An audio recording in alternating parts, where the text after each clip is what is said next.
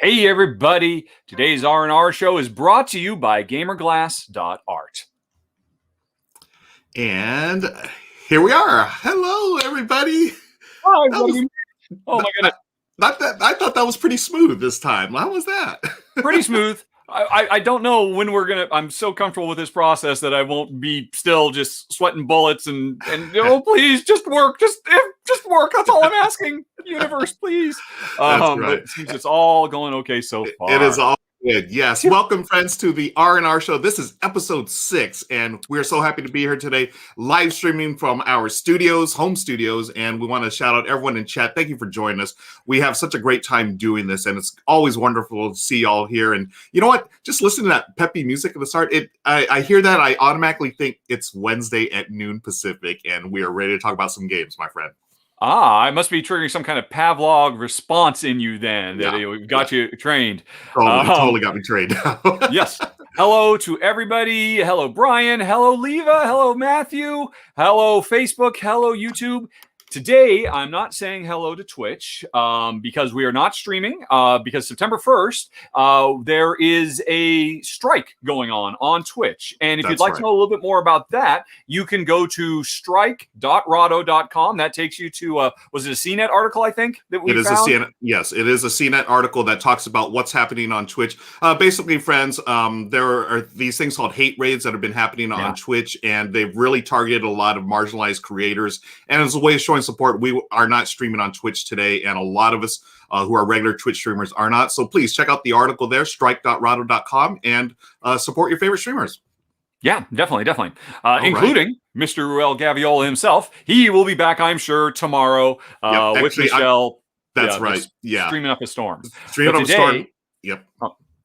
Right. So today we are going to be doing a new top 10 and all the regular stuff. I think we're getting to the point where we now have regular stuff. That's good. That's right. And one of them is a shout out to our sponsor, gamerglass.art. For folks who don't know, gamerglass.art is a website. You can go there right now. And it's my wife's glass company. She makes beautiful, custom, handcrafted glass. And this week, because she's supporting the show, she is running a special offer for you folks. If you go to her store, her Etsy shop, and use the code RNRHearts, that's Rahdo and Ruel Hearts, you can get 20% off her line of meeple hearts, which are very cool little pendants. You can use them for decorations. You can hang them from your rear view mirror or put them on your Christmas tree. You've either got a meeple in front of a heart or a heart in front of a meeple. It was a line she made for Valentine's Day. They were very popular, and she's got a few more, and you can get these. They make great gifts. So go to gamerglass.art. That will take you to her shop directly to these particular items, which you can get 20% off of if you use the code rnrhearts.com. And actually, I want to say Jen wants to give a huge thanks to everybody who responded. She also sponsored last week. She got a really big turnout. In fact, I almost every day last week, I had to go down to the post office because she was mailing so much stuff out. So huge thanks to everybody. And thanks to Jen. And thanks to my co-host, Ruel. And what's next on the list? We've got, you know what? I'm looking at your table right there, Rahdo. Okay. What is happening over there? Hey, it's the What's on Rahdo's Table segment, which actually we didn't do one last week because we were worried that I was going to continue to be in super low res. Am I in super low res now? I'm nervous. Let's take on my end. You're perfect. On my end, you're perfect. Let's verify with friends on YouTube and Facebook. Friends, if you can just confirm audio and video. So far, so good. So far, so good. Yes, always. We were the hubris us off. We were flying too close to the sun, just assuming everything was working. There, folks. Only here can you get every Wednesday a reference to Icarus. There it is, right there. So where else would you go? So yes, it looks. People say it looks great, sounds great. Hooray! I did reboot my router this morning, like a good streamer. And So this is Adventures of Robin Hood. It's from Cosmos. It came out in German last year. It's just now now starting to go out. I've got a slightly advanced copy, and oh my gosh, I love it so much. Let me give you the overhead view. It's a big, story-driven adventure from Michael Menzel, artist extraordinaire, but also the great designer of Legends of Andor. And it's all about, a multi-chapter story where we are Robin Hood and Little John or Maid Marian or Will Scarlet, I believe, are the 4 playable characters. And I've just got it set up because I'm going to be filming this later today. The cool thing about so many cool things. One, hardback book. Look at this thing. Oh, wow. Really, really nice. This is really taking it to the next level. But I guess, Cosmos in Germany, their main gig is not board games. They're like an educational book publisher, I believe. So them doing a hardback book, no surprise. Really, really nice. And oh my gosh, the coolest thing I have seen in years in these kind of adventure games, little how sometimes you're playing an adventure game and you're like, wait, did we do everything on that last step in Clank Legacy or whatever? Oh crap, now I got to go back and find the other entry and check. You can keep track of your entries. It actually says refer to page with the yellow thing for your current objective and red for your what to do in case of combat and stuff like that. Brilliant. Wow. That's and genius. Then the game is fun too. You'll notice there's no grid, there's no hex. We move around in very analog format. And when it's Robin's turn, you might say, okay, I'm going to kind of sneak around in the forest, and that's as far as I need to go, right? And then on a future turn, he's like, okay, I really need to make a run for it. And so you've got the longer piece, and you could go really far and make a big jump in. Oh, I almost reached the front gate, but I didn't quite make it. So it's got this very kind of soft analog feel as you're trying to kind of like, gleam the cube and go around tight corners and stuff like that. It's a lot of fun. And then if all that weren't enough, it's basically a board game advent calendar because, hey, if I'm Robin Hood and I want to run over here and steal from this rich guy, well, after I defeat him, he's gone. It shows me what my reward is for beating him. And then he's gone. Boom. Just gone. Wow. And, there's a thing that makes bad guys appear and disappear. If it says, I came over here. Next round, the thing might say guard number 7 appears, at which case, oh no, Robin is cooked. He's going to be jumped by that guard unless he can fight them off and stuff. And you're chased around by Guy Gisborne or Sir Guy, who moves around with the same system. It's really cool. Wow. Jen and I have really been enjoying it a lot. That looks amazing. Oh my goodness gracious. Yeah. People in chat where people are excited. A couple of Errol Flynn references. Very nice. Oh, well done. Yes. Oh, we've been ignoring the chat. Hey, everybody. How's it going? Also, I love the comment someone talked about. This is Men in Tights, the board game. Well, I think it's probably not that type of humor, but I appreciate the reference. Very nice reference. Yeah, but I have not seen any of that. I guess it's not serious or dark though. It's Errol Flynn type stuff. It is not the Kevin Costner one or Robin and Marian. This is a bright, colorful, exciting, adventure-filled world that we are exploring, and it's a lot of fun. Really enjoying it. I love how you described it and actually showed how it is like an advent calendar. You were turning over the little things. That's so neat. Yep. And the hardback book, of course. Oh my gosh, that looks amazing. Yeah. So I think it's going to be available wide pretty soon, if not already. Right. But okay, we've done the What's on Rahdo's. What's the next on our checklist? Yeah, give out some games. Let's do this. Let's give away stuff to people who support us. Yay! So folks, it is Cafe Lux Generations is what we are offering today. Which as we talked about last week is a very, very cool card game. This is Capital Lux 2 Generations, and it's the full Kickstarter package with both expansions that are available, all the amazing art by Kwanchai Moria, the wonderful design from Christian Osby and Eilif Svensson, one of my favorite design duos. So a very good game, and one of you, well, maybe not you, but somebody somewhere in the world is going to win it as soon as I click the Wheel of Names. Are we ready? Good luck, everybody. Good luck. All right. Hopefully I showed the sounds too today. Nice. All right. And the winner is Volker Grun. Hey, congratulations, Volker. Congrats, Volker. You will be are you do they contact you or will you contact them? I will be contacting them. I've got Volker's email. By the way, folks, I never said this. Don't worry. If you want to enter the contest, your emails are not going into a database at all. I've just got them in a folder in my Outlook, and after the contest is over, I delete them all. Promise, Scout's honor. I am not harvesting you and selling your data on. We're just here to give away games. like Capital Lux Volker, I will reach out this afternoon and tell you what needs to be done to get a copy as it starts shipping. And that's last week. Hey, Ruel, should we do another contest? Why don't we do another contest? What are we giving away this week, Rahdo? This week, I believe you've got some stuff queued up for it instead of me. And yes. Here we are. And come on. Please work. Here's the veneer falls away. Yeah. And all of a sudden, we're just grasping on, just holding on for dear life. Just panicking right now. But it's Flamecraft, folks. Look at this. Oh my gosh, this game has blown up in such a huge way. Yeah. And I couldn't be happier because it's a great design from great folks. It is a worker placement game where the worker placement spots grow and evolve over the course of the game. It's got amazing art. It's got really, really cool components and really satisfying worker placement gameplay. And one winner will be getting the Kickstarter Deluxe package with the metal coins and the painted meeples or the tokens for representing all the resources. Also, they'll be getting the special dragon, which is a cool little thing they're doing as a bonus add-on. But only if you can solve a puzzle. If you're just thinking, by the way, folks, if you have backed Flamecraft, you're thinking about it and you don't know if you're going to win because you got a shot. But if you're thinking about backing it, definitely read the page because they're doing a special little contest where if you can go and solve some dragon-themed puzzles, you can get an extra add-on. So don't miss that in case you're backing this yourself. But it's a really, really sharp game. And if you're thinking about backing it, you've got just under 20 hours, I believe, from now. I think I went and looked up, and if my math is correct, in 20 hours or 19 and a half hours, this Kickstarter will be closed. Yeah, so this game it's so beautiful, and I'm a worker placement fan. Just the way you describe it, and actually, we talked about this game before. I'm all about this game. So, friends, you can win your very own copy by sticking around today. And let me shut this down here. So, thank you, Julia. Julia said the puzzle stuff ended last week, so you're too late.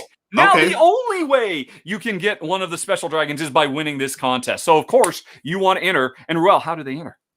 Folks, you're going to enter a secret word and send it to contest@rahdo.com. Now, what is the secret word? We're going to let you know sometime during the show. So you're going to have to stick around and hang out, chill out with us, listen to us talk about some games. And we've already decided what the secret word is. One of us is going to try to get the other one. Now, unofficial count is, I think, 3-2 me. I've gotten you 3 times. You've gotten me twice, I believe. Is that correct? Yep. And I'm going to tie it up today. If one of us can surreptitiously work the secret word into a conversation and the other person doesn't notice, well, they lose a point or we gain a point. You got me good last week. You got me really good. I got you very good. I had no idea, and then finally you just said, "Hey, you missed it." I was like, "Wait, what?" So the pressure of this is starting to mount. I think we can't keep doing it because it's just going to be the whole episode is us just thinking, "Okay, I use the word now. This is the right time." What are you talking about? I'm not even listening to you anymore. That's right.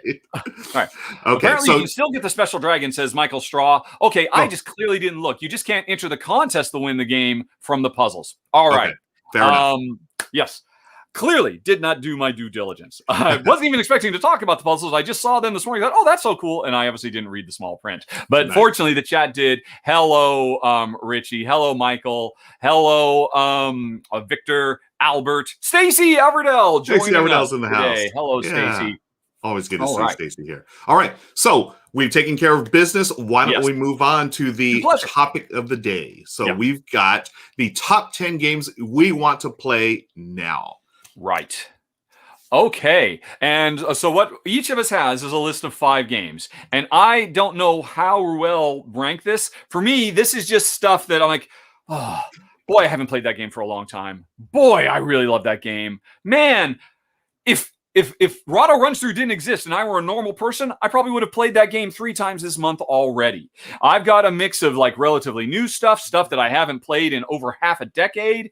And I've got 5. Ruel's got 5. We're going to count them down to become the definitive 10 games that we think, if we had no other responsibilities at all, this is what we would be doing. And we'll see how it goes. You want to go first? Yeah, so just to clarify my list. Now, I actually picked. I was looking at the older games, and I got sucked into this whole Cult of the New thing this time. And I'm ashamed to say that I've got some stuff that I really want to play right now that I have not played before.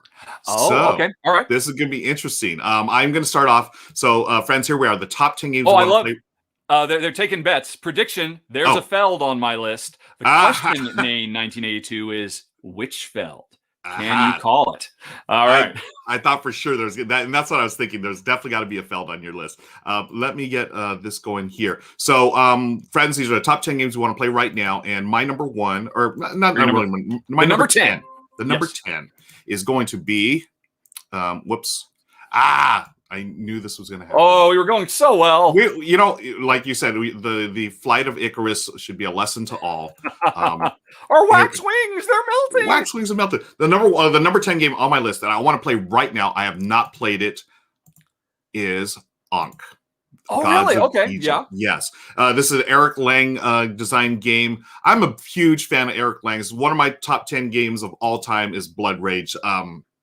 Funny story about Blood Rage. Right behind you on the wall there, I see. Right behind me. Yeah, there it is, folks. Blood Rage is pretty much the first, I would say, more complex game that got me into the hobby. Up until that point, I've been playing Ticket to Ride, Pandemic, stuff like Suro, very gateway-ish style games. Which I guess Pandemic might be a little more complex, but Blood Rage was the one because of all those little minis and just the gameplay. It just felt really epic in about 90 minutes. And this is this is the third in the trilogy, right? Right. It's Kemet, this one, and Rising Sun, Blood Rage, and Ankh. Those. Kemet doesn't count. Kemet, I don't think it's an Eric Lang design, is it? Is it Kemet? I gotta look it up. The chat will tell us. Yeah, chat. Who is Kevin? I don't think that's an Eric Lang design, is it? I have to admit, this is not my bailiwick, so I'm really yeah. So that's not an Eric Lang. So Ankh, this is just like the other games, area majority. So this is not a game where you're gonna turtle up and hide, and this is a in your face, very conflict heavy player interaction game. In this one, you are playing as gods of Egypt. Right. Yeah. And you'll see here all the minis. I'm just popping up here. You're playing as God of Egypt, trying to survive as society begins to forget their own ways. So you're beating each other up, bringing out monsters and stuff. And excuse me, what you're going to eventually do. And this, I actually heard about this on the on a podcast that I listened to called The Board Game Mirage. I love those guys. They're based here in LA. They're friends as well of mine. They had mixed feelings about it. I think some of the things that they talked about were right on point as far as these type of games. Area majority, you're not fooling around. There's going to be conflict. And the thing is, there's a little bit of player elimination in a sense where one player, whoever's out first, they're going to respawn basically and work with another player in order to try to achieve a different victory condition. So it's really unique system. Yeah, so because everybody in chat saying, "Ruel, what do you think about the merge? Tell us about the merge. We're so excited about the merge." There's the merge, and that's the one thing that I'm so curious about this game because I don't think I've played anything like that. That off the top of my head, there's the merge system is not something I've seen. Did I misunderstand you? It's basically if somebody loses, they're still in the game, but their war effort merges with somebody else, and now those two players have a new combined objective to win. Correct. That's very cool. Yeah, it's very cool, and Eric is he's one of the top game designers in my opinion. So for him to bring this into this game, I'm really looking forward to it. That is Ankh, Gods of Egypt by Eric Lang. All right. Okay. Cool. Okay. Well, going from the sandy, dusty war stuff, how about we go for some nice, dusty Euro stuff? My number 9 on the list is Praga, Caput, Regni. Oh yeah, nice. Yeah. Which I don't know if you played. I have not, but I've heard many good things about it. It's definitely appropriate as a 9 over a number 10 because, oh my gosh, this game is so great. And I'll be honest, it's on my list because this was Jen's favorite game of last year. I believe it was her number 1 personal game, and it made my top 10 as well. I love Vladimir Sushi. He is one of the best designers. Show the pictures if you can, because the coolest thing about this is a game of gathering resources and converting them into building and whatnot. But if you look at the board up there in the top right corner, The action selection mechanism is wonderful. There is a literal spinning wheel on the board that has all these different. Can you zoom in on it? You can. There we go. Is that really wheel, spin? It is a spinning wheel. A carousel, I suppose you'd say. And in each one of the, you can see in half the slots, there's these little tiles. Those whichever tile you take, those are the actions you have available to you. You pick one action or the other. And the thing is, if the actions don't get picked every round, that rotates clockwise one time, and over time the actions become cheaper. It's a very simple way to represent what you often see in card games, where like all the cards have to shift over one space.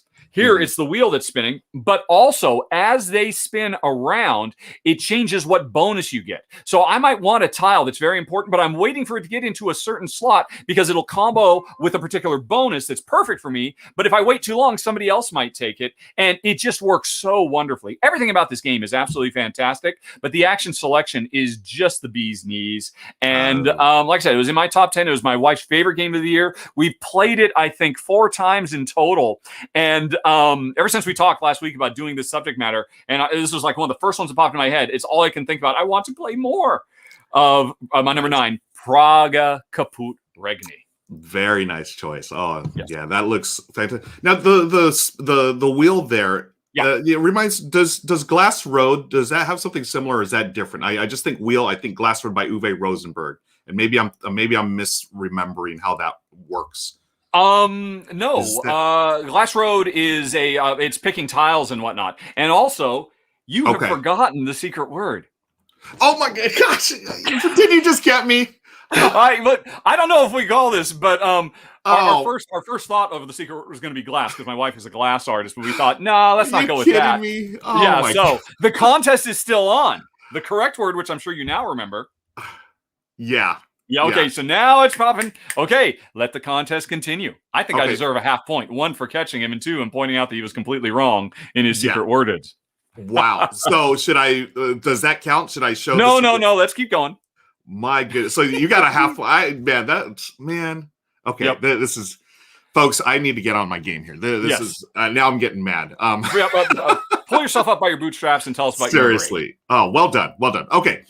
So now by the way, that was people can't pull themselves up by bootstraps. It's physically impossible. Just as a brief political interlude there. Sorry, but anyway, please continue.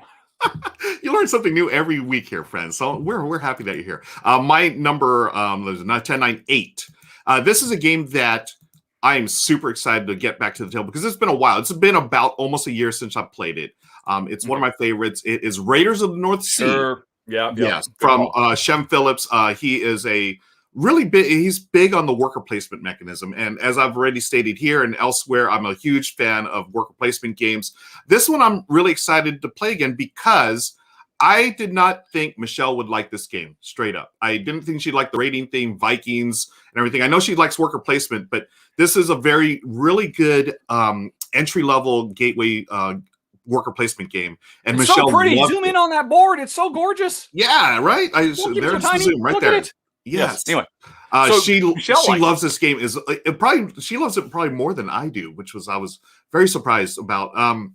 You basically get your troop of Vikings, gear them up. You hire people, workers, and also people who are going to fight, and then you launch them into these different locations here in order to get resources that'll get you points at the end. And being a good Viking game, of course, you're going to, some are not going to survive the battles. They will go to Valhalla, and in Valhalla, you actually score points, just like we were just talking about Blood Rage. They do the same thing. You go to Valhalla, you're going to get points. This one, we will probably play this weekend. I'm super excited about it because it's been about a year since we played it, but it's always a favorite. That is Raiders of the North Sea. My question to you is, this is a great call. What about Raiders of Scythia? I like Raiders of Scythia as well. And here's the thing. If I had to pick base games, Scythia is it. But I already have Raiders of the North Sea with a bunch of the expansions, and I feel like that's the better experience. And honestly, I think I like it with the expansions a little better. Now, if Scythia comes, or when Scythia, I'm sure they're going to do it. Yeah. When they come back with their expansions, I may have to change my mind. But for now, it's Raiders of the North Sea. Good call. Okay. All right. So that was your number 8. My number 7 is actually, I believe it is the newest game on the list. This is my hotness that I just want to spend more time with. Terraforming Mars, the Ares Expedition. Oh, nice. Yes, very, very much so. Or as some people like to call it, Race for the Mars Galaxy is another way perhaps you might want to refer to it. This game is great. What makes Terraforming Mars its best, but fused with a really wonderful Race for the Galaxy action selection mechanism, plays in half the time, maybe even a third of the time of a full game, and it just packs such a huge punch.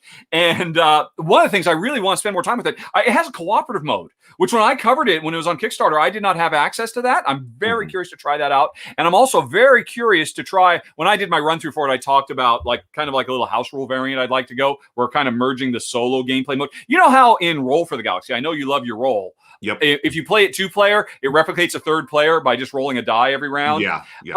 There, you could take the solo mode and merge it into the 2-player to kind of speed it up a little bit and just give it a little bit more dynamism. And I really want to experiment with that while also terraforming the Red Planet. And so I mean, I got to play some more Terraforming Mars, the Ares Expedition.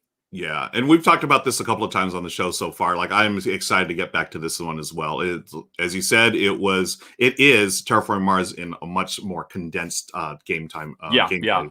So, nice choice. Well done. Okay, my next one. I'll just punch it up here on the screen here. Right. My next game that I want to play right now is. This is the one Cascadia. Now, this is the one I thought right up there, right on my wall. Excellent I thought this one might make it onto your list, Rahdo. This is the one I was talking about where I was like, oh, this might be on Rahdo's list. But this is definitely high on my list of games I want to play right now because Michelle and I love tile laying games. And this is not only tile laying, but also token drafting and laying on there. You've got the Pacific Northwest, the wildlife, the habitats, and you're drafting, placing. From what I understand, it is not quite as brain burny as Calico. That's what I've been hearing. Early word is. And wait, have you not played it? I have not played it. That's why I want to play it right now. Yes, I know it's AEG's. They've apparently my copy is on its way. I believe. Okay. But I'm so excited about this. We've been talking about it for like over a year now, and I'm starting to see copies in the wild. People are starting to post pictures. Hey, we got our copy from the Kickstarter. Blah blah blah. AEG's starting to send out copies, and this one I know you've loved this one as well. Oh, it's fantastic. Yes. Yeah. This could have made my list because we really enjoyed it. But Jen and I actually played it probably half a dozen times when I was covering it for Kickstarter because it has kind of a Calico vibe. I believe the Calico designer was the producer or the editor on this one. Right. So he helped with the development. But it is very fast and it is a bit more laid back. I think you will love it. You will love it so much. And then the other thing too, Jen and I have just recently been playing Verdant, which is kind of like almost the sequel to Cascadia. So we've kind of had our fill recently of the what do you call it? The entangled drafting where, if I want to take this card, I also got to take this tile and I don't want that pair. I want, that kind of stuff. It's excellent. It's beautiful. It's got great art from Beth Sobel, right? Beth Sobel, yes, another favorite artist of mine, and I really do enjoy these games. We've seen a few of these where the tile lane and the there's like almost like a double layer, right? And Overboss is one that we just recently played. I soloed Overboss where you have to take tiles and also monsters. And so this is the latest and greatest, I believe, that I would like to play. So that is Cascadia. That would be a good choice for you. You will have a blast when you eventually get your hand on it. You will not regret its entry into this list. I predict. Awesome. All right, so that was your number 6. Then my number 5. Getting a little older now. Got my new stuff out of the veins. It's Pandemic: Fall of Rome. Oh, Pandemic is my favorite game of all time. It's what brought us into the hobby, and I have played every iteration of Pandemic there is. And Fall of Rome, it's the most recent one that has come out. These spin-off games that Matt Leacock has teamed up with other designers to do, and this one is so phenomenal. Taking the Pandemic formula, but it's not about viruses in the modern day. Instead, it's about the barbarian tribes of the north trying to sack Rome, and we're running around trying to ally with them instead of cure them.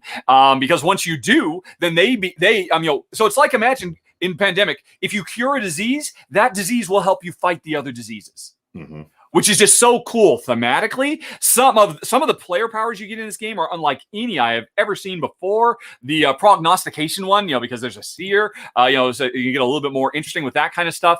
And the way the cubes move, because they don't spread like a virus. Instead, they actually travel on migratory paths, and you have to set up blockades to stop them because you can't get rid of all of them. And so you have to make really smart decisions. And here's the funkiest thing about this. Normally, I am not a fan of roll to resolve at all. Hey, we made our choices. We've got everything figured out. Now let's just see if the dice let us do what we want to do. This is one of the very, very rare games that is so good that I engage and enjoy the roll to resolve, because when you do try to take the cubes off the board, your centurions actually have to fight them, and you can suffer attrition and lose some of your forces depending on how the dice go. It's great. It has so much, and I feel like, there's so much more for me to explore. Jen and I, we played it a few times, saw a few different characters, and I just want to revisit it because Pandemic's my favorite, and this is the one that I feel there's so much more waiting for me in Pandemic: The Fall of Rome. Yeah, I was gonna ask you. So, would Fall of Rome be your favorite version of Pandemic? Nope. My number one is always going to have to be Legacy 1. Yeah, Legacy was so good. Yeah, because Legacy 1 was so impactful. It made such a huge mark on me and Jen. Mm-hmm. Of these spin-off ones, there's this one, there's Rising Tide, there's Iberia, there's, I forget the name, the Cthulhu one that I don't remember the name of. It's not Call of Cthulhu, it's something else. Rise of Cthulhu, maybe, something like that. I think so. I think this is my favorite of the spin-offs. Okay. And again, that's saying something because it features a healthy dollop of dice, baby. Yeah. dice, bit. Yeah. Well, did we also had we now had an Vanilla Ice reference, folks. So although I messed up. I used 3 dices. What's that about? It's dice, baby, not dice, baby. I totally flummoxed it. Hey, it's close enough. Right. So now, next on my list, speaking of dice, I think you're going to appreciate this one. I thought about this, and I immediately knew, okay, Rahdo's going to like this, because this is a game I have not played in a while. A couple, maybe over a year, maybe 2 years. No. It's been a year. I know I streamed this with Lauren, but I am looking forward to playing it again. It is a classic, The Castles of Burgundy, from your friend and mine, Stefan. We have 2 Felds on our list today. Interesting. Yes. Come on. This is a brilliant game through and through. A classic Euro. Dice. It's got dice, but it is, a lot of ways to mitigate the dice. You are building your estates in Burgundy. You've got all kinds of different things you can do here on your turn. You're going to be placing tiles and scoring. Pretty much, it's the classic point salad game, right? Yep. It's just a masterful design. I've always loved playing this. And I had a real big problem with it at first because of colorblind issues.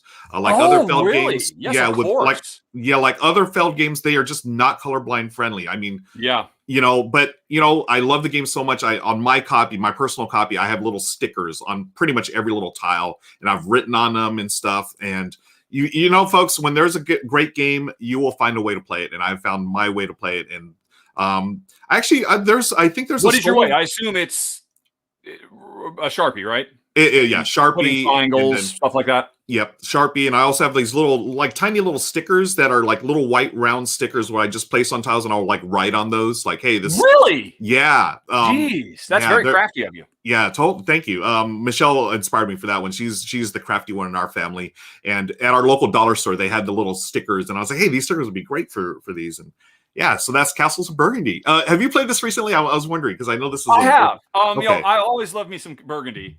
Yeah. But we have, the special deluxe edition came in, and it had some new stuff in it, so we played with that. Jen and I actually did a Patreon only backer view they got to see. So that one's still fairly fresh. So this is not the Feld that's coming. Okay. But, are you ready to move on?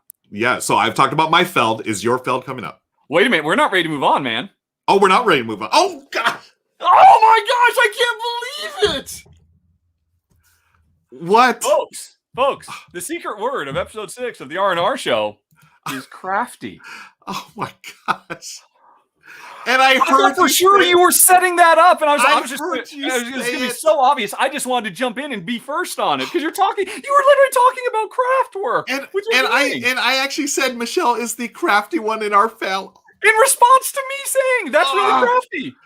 Oh, you Rahdo, were not we are doing now all 3 and that 3. To set up We are 3 and 3. That was well played, my friend. Amazing. That's incredible. Kudos. Friends, so that was just dumb luck. You did not see that coming. I did not see that coming. I was so focused on talking about the game. You know what? Okay, here it is. I was so excited that I had a Feld on my list. I was like, I can't wait till Rahdo talks about this. And I got all into it, and I started talking about the, all the colorblind stuff, and it just flew right over the head. So, that is friends, awesome. there it is. I am very happy with that. So, folks, send an email with crafty in it. Yes, send an email to contest@rahdo.com or a plural contests if you prefer. Either one will work. The subject has to be crafty, and anything else you want to do with that email is fine. But subject crafty, other words as well, that's fine. To contest@rahdo.com. So my scooper, my rule and Outlook will catch it, and you basically have until September 8th at 11 a.m. Pacific Standard Time to get that into us to win a copy of Flamecraft Deluxe Edition with all the bells and whistles and the special dragon and all of that. And remember, folks, you got 20 hours left if you want it back as well, because they're about to close down. Over $2 million they've raised for that game. Wow. It's amazing. Amazing. I knew it was going to do well because Jen and I played it. We thought, wow, this is definitely going to fun. No two ways about it. But I did not expect, it to be such a monster hit. And I'm nothing but happy for the folks who are behind it, because they're good folks. It's a great game. And the secret word is crafty. Oh, we're tied up. We're tied up. 3 and 3 playoffs. We have people in chat saying Ruel is losing his touch. Obviously, I am.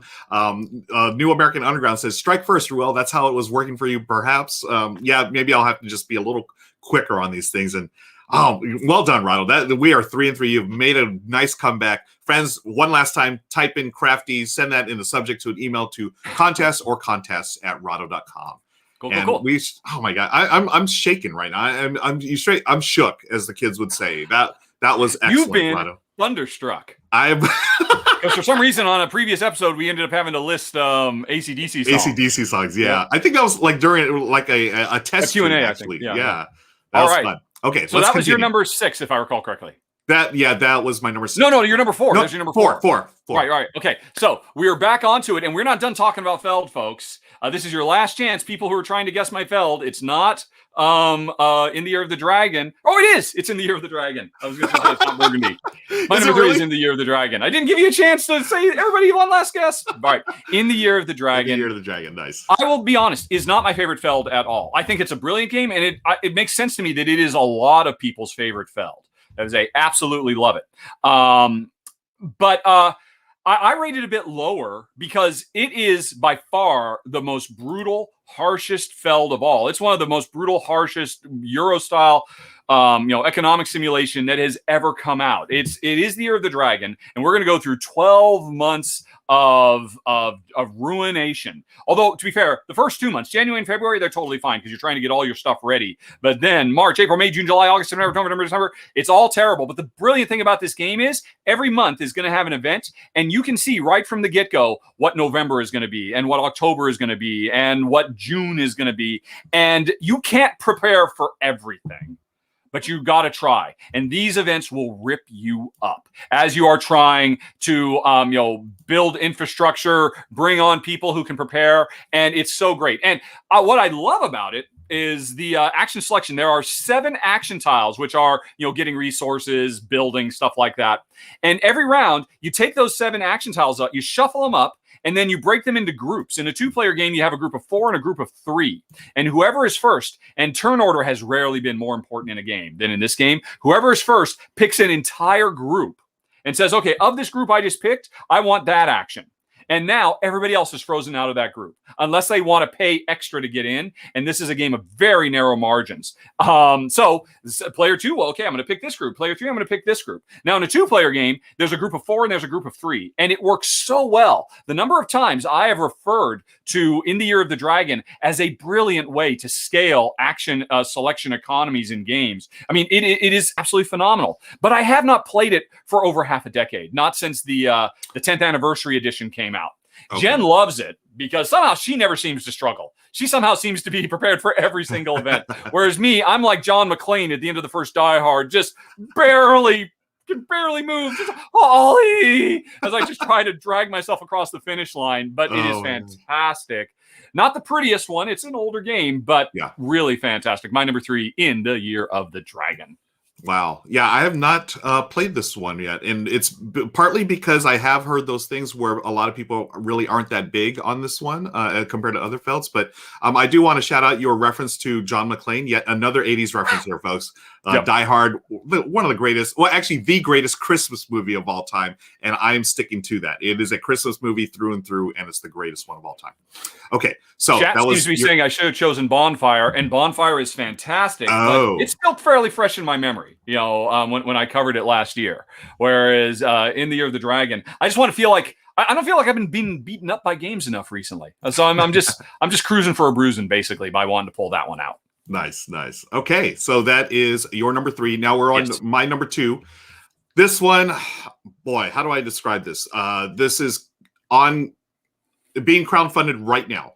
And, let me just get right to it. This is all FOMO for Ruel today. Big time. Old games, dead to me. Yeah. Well, I got one old game. This old stuff. This is Mythic Mischief. Oh, wow. Yes. Wow, you are really hooked on that game then. I love this game. So again, full disclosure, I have created content for this game. I've done videos. I've done live playthroughs. I cannot get enough of this game. And I'll tell you, I'm going to confess right here. I'm terrible at this game. I'm so bad at this game. I have not won. So I did play it with chat yesterday. It was great. We live streamed on my Twitch channel, and I did defeat chat. But again, it's come on. Yeah, I can't really. Internet. Internet, they can come at me. But this is an abstract game at its heart, but it's got asymmetric player abilities. You are a group of kids in a library. I love the theme. You're middle school kids trying to keep away from the tome keeper, the librarian, because you're being noisy, you're pulling pranks, whatever. So you're trying to get the other factions, the other kids, in trouble from the tome keeper. And the tome keeper every turn is going to move certain spaces here on the track. They're going to their destinations. You can set it up by moving bookcases, so they go in a pre-programmed movement. You can put the bookcases in the way so they change their movement, and you have different abilities where you can trap the other kids, or you can slide them around. Or my favorite is the troll, or the monsters, the Frankenstein's monster types. Yeah, where you can toss your opponent. I call it suplex. You can suplex your opponent.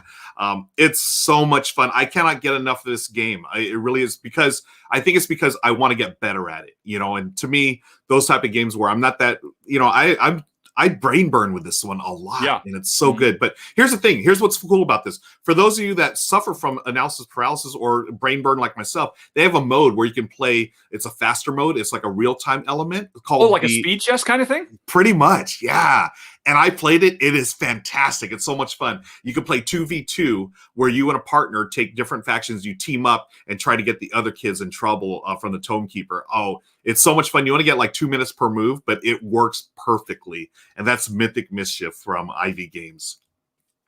Did Shay play this one? Yes. I forget. Actually, this game got the full treatment from the channel. Shay did a run through that was very fun. He played all the way through from start to finish. It really shows off I think it was the monsters versus the witches, if I recall correctly. Yes. And then Ryan also did a full rules run through as well. Okay. And he dressed appropriately. Nice. He got out his old teenage years clothes, I think, and they somehow still fit. This game's doing very, very well on GameFound right now, and that's really saying something. The fact that you actually have played it a fair bit, and it's still clawing at your brain. It totally is. Every time. So it's one of those games where after I'm done, I'm like, oh, I should have done this, this, and this rather than that, and that. And it's one of those games it really is stuck in my craw, and I can't wait to play it again. You know what? They just announced yesterday when they launched. There's a solo mode by David Turczi. He is on board, and he has done the solo mode. Yeah, yes, that's very cool. I can see how that. Yeah, totally. Turchi's the right man for that job, I think. Correct. Yeah. All right, cool. So that's my number two. Mythic, not mystic. Mythic Mischief. Yes. Right. All right. Let's do the number one. Then my number one is another oldie that, again, I have not played for over half a decade. It's in my top 10 games of all time. I love it so much. It is a civilization building game. It is Nations. Oh, nice. Yes. So you will find it. You will share it with the nice people. And I will say, I mean, man, this game is so fantastic.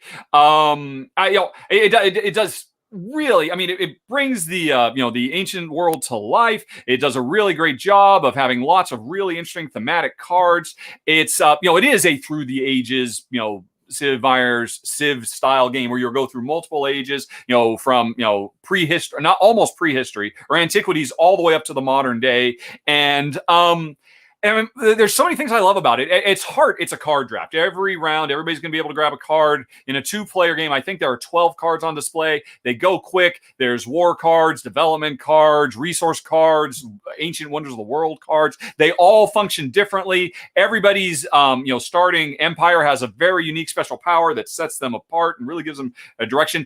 And there are many, many things I could love about this game, because also after you get the cards, there's a worker placement game where you have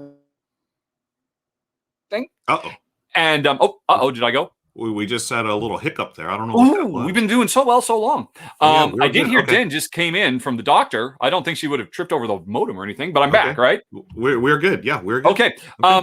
So you're drafting the cards, but then the cards become worker placement spots that you can actually assign your population to. And over the course of the game, I mean, you can put multiple meeples on a given to really say my society focuses on this, but you will have to pivot. Okay, we need to stop focusing on this. I need to move some over here to do these other things, and eventually we have to retire this technology because we moved on. It's the 1800s now. We don't need bows and arrows anymore, type stuff. And but the thing that really sets us apart from all its brethren, because there's a lot of games that do this, is the fact that the way war is handled. This is not a game where I am trying to destroy you. If a war in a given era is triggered, it's basically a points contest. Whoever has the highest military strength basically gets bonuses. Whoever has the highest stability can completely ignore the effects of war, or almost completely ignore them. So players can really diversify, and so the war element is there for people who want that in Civilization. It's really interesting and well implemented, but not in a really aggressive, I'm going to burn your stuff to the ground. Okay. It's a brilliant game. It's big, it's long. The Dynasties expansion added so much more. I have not played it since Dynasties came out, and I so want to play it. It's my number one game if I want to play now. Nice. Nations. Nice. All right. As far as just a quick question, Nations, the dice game, how is that compared to this? Because it's a lovely little roll and write. Okay. Or no, it's not a roll and write. It's a lovely old roll and tile draft. It's good. It's a nice little like high 7, low 8s kind of game. It had an expansion too that was also very good. But no, I mean, Nations is one of those rare games that, hey, we're going to sit down and we're going to have 3 hours of fun time, and we won't even notice the time has passed. Actually, that's not, more like 2.5 hours, really. We played enough to where we're that quick, and we're slow players. But awesome. That's my number one, Nations. How much time do we have left? We've got approximately 12 minutes left, I believe. Yeah. So do we want to do a Ruel ranks, or do we want to save that and do some more Q&A, since we haven't done Q&A for a while? Yeah, let's do Q&A. Let's catch up with our Q&A. Okay, folks, Ruel will be ranking something near and dear to his heart next week. But today, it is time for you to ask us questions and run it out. Now, of course, it's going to take you anywhere from 30 seconds to a minute to know. Did you have any almost? Did you have any ones that really like, I gotta have, I mean, are you asking me as far as game? Yeah.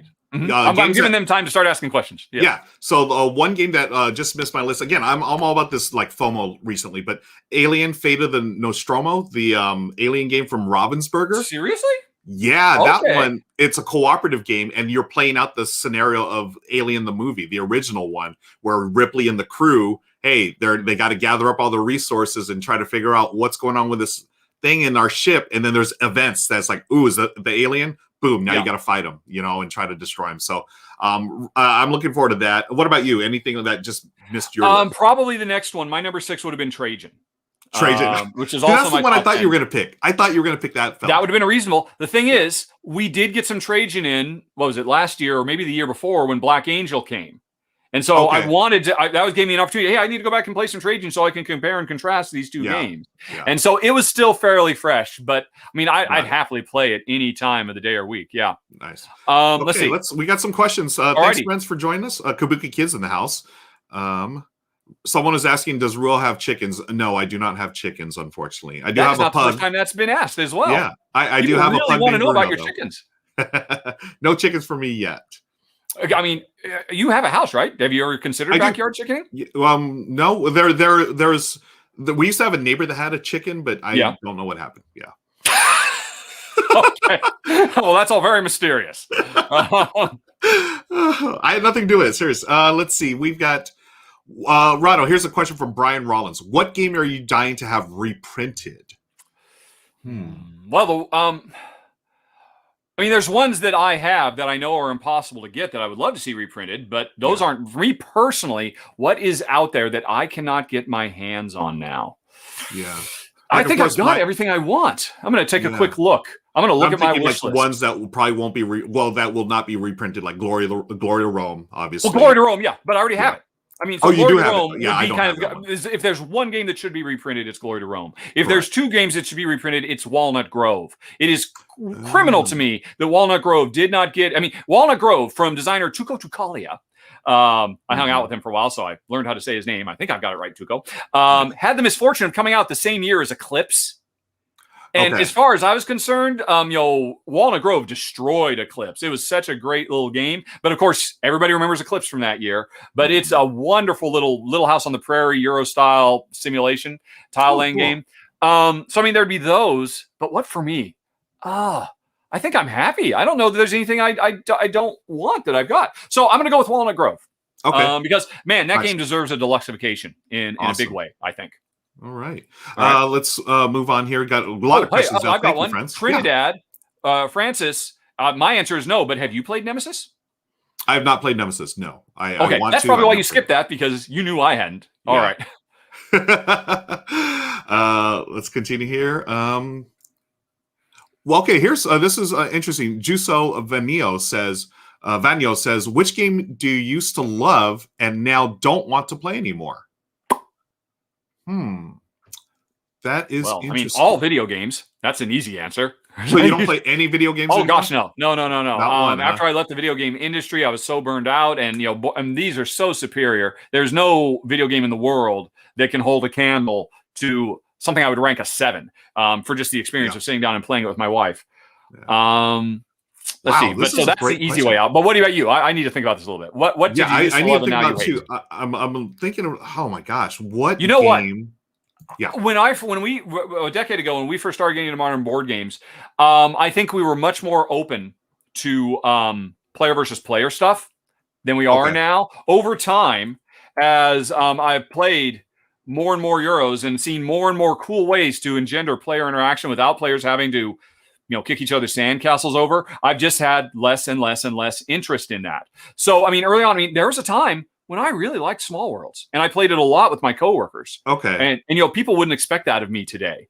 Yeah. So that's an example. And I've got quite a few of those that once upon a time, I kind of dug this, but now I'm like, I just can't bring myself to anymore. There's so many wonderful games where I build and create rather than tear down and destroy. So yeah, that's fair. What about you? That's fair. I gave you enough time. You must think of something. I can't think of one. Darn it! I'm such an omni gamer, and you do kind of like everything. It's true. Yeah, it really is. If I didn't have to play, oh my gosh, when I first got into the game hobby, I mentioned Suro earlier. Suro, I think it's a wonderful, fantastic gateway game. If I don't have to I probably don't love it as much as I did before. Well, there you go. You found one. There it is. There it is. I mean, I imagine Suro you would still play in the right circumstances, but you're not absolutely. seeking it out. Yeah, especially at like someone with family or friends who have never played a game before, and if we had a copy of Suro, of course I'd play with them. But I would rather play something like Indigo. That is a Reiner Knizia design. That's sort of like his take on Suro, which is I think a little better. Actually, much better. But yeah, great question. Thank you, friends. Thank you. Let's continue. Wonders, we'll be doing an Essen preview in the coming weeks. And we haven't talked about it at all yet, Leva, but my expectation, I was actually thinking next week we probably should do a Gen Con one because in 2 weeks' time, Gen Con is upon us. So next week we probably do a Gen Con. And then the question is, because Gen Con is so close to Essen, is there going to be enough of a difference? I suspect there will be. Right. And so we'll probably do an Essen one in the month of October, I think. Yeah. Unless you feel otherwise. No, I think that's a great idea. We will figure something out. Cool. Ashley Rose asks, "What is the ugliest game that you love to play?" This is easy for me. This is easy for me. So anything by Steffenfeld. For whatever reason, you shut your mouth. There are talented quality artists working on all of these games, including.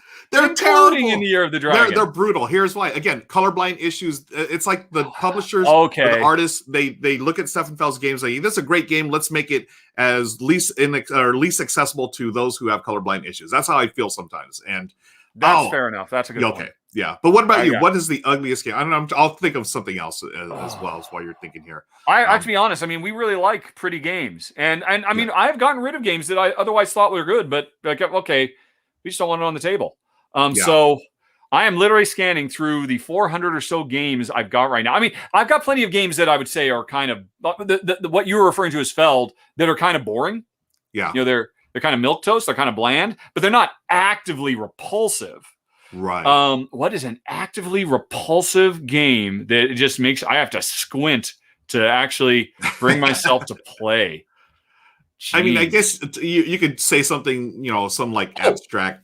I do have an answer. Oh, okay.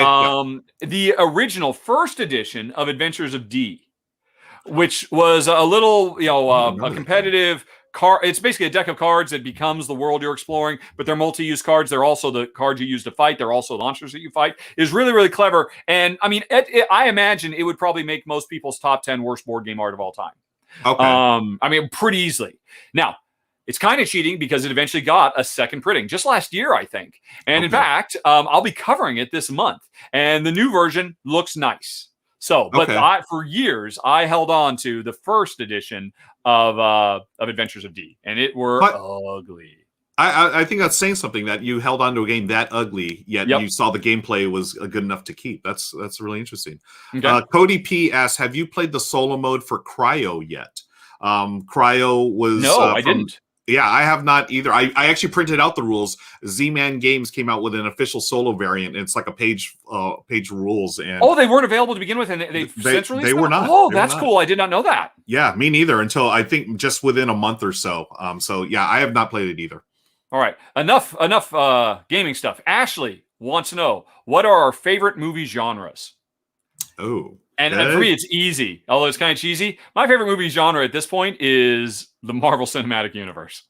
Yeah, that's what I figured. For me, sci-fi, anything. I'm a Star Wars, Star Trek geek. But yeah, that's pretty much that was my favorite. I do like a good action movie. You mentioned Die Hard. I love those 80s action films. You got Die Hard. You get anything with Arnold Schwarzenegger. Those silly, stupid movies. Anything with hard in the title. Hard Rain. Yeah, hard target. A very sadly overlooked little gem of a wonderful, what is it? That's Die Hard in a flooding town, as I recall. Wait, which one?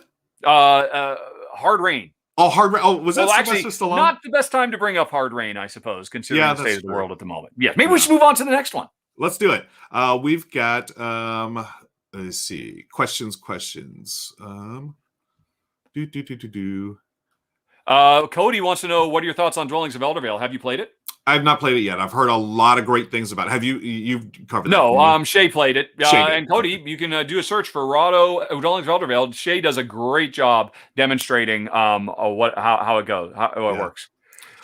Steve over on Facebook says, I don't need to play Azul anymore. Talking about games that I love Azul. Steve, if you're burned out on Azul, try Summer Pavilions. I think that's a superior version of Azul. Okay. Darren points out when I was talking about Black Angel, I was making a parallel to Trajan. I meant to say Twa. Twa. Oh, Twa. Okay, number 6 on the list, not Trajan. Trajan has nothing to do with Black Angel. That was silly of me. Good catch. Good catch. All right. Okay. Great question so far, friends. Thank you so much. Yes. Except for the one. Now that we're getting close to October Halloween, any horror theme games do you enjoy playing? Here's another one that I was going to put on my list, but I didn't. There's a new re-theme of the game Horrified called American Masters, I believe. And instead of like the classic movie monsters, they are actually American like urban legends like Bigfoot, the Chupacabra, and all kinds of like American, monsters, like the New Jersey Devil. It's the same type of thing. It's a cooperative game, pick up and deliver, and you're trying to get rid of these monsters. So that's what I'm looking forward to. Oh, that's good. Yeah. Arkham Horror, the card game. I certainly enjoyed that. Mm-hmm. A little known one, Crimson Creek, where it's a social deduction game where everybody's trying to hide from a Jason type slasher.